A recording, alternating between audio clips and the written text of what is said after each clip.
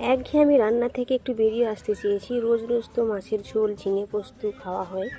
আজকে আমি ঝিঙে আর কাতলা মাছ দিয়ে একটা নতুন রেসিপি রান্না করব। তো দেখা যাক, চলুন। প্রথমে মাছগুলোতে লবণ, হলুদ, লঙ্কা গুঁড়ো মিশিয়ে মাছটাকে ভালো করে ভেজে নেব। ভাজা হয়ে গেলে এবারে কড়াইতে পেঁয়াজ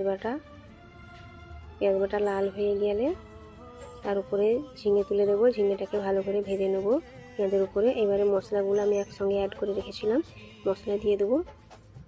দিয়ে ভালো করে ভেজে নিতে হবে মশলার উপরে ঝিঙেটাকে।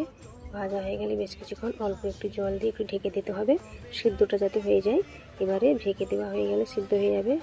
এবারে এখানে আমি কাঁচা লঙ্কা, পোস্ত, সরষে বেটে রেখেছিলাম, বাটা মশলা দিয়ে দিলাম। ভালো করে কষিয়ে নিতে হবে। অল্প জল দিয়ে ফুটিয়ে নিতে হবে, সুন্দর করে একটা সুগন্ধ বেরাবে। এবারে ভাজা মাছগুলো দিয়ে দেব, দিয়ে কিছুক্ষণ ফুটিয়ে নিতে হবে। এবারে ঢেলে নেব।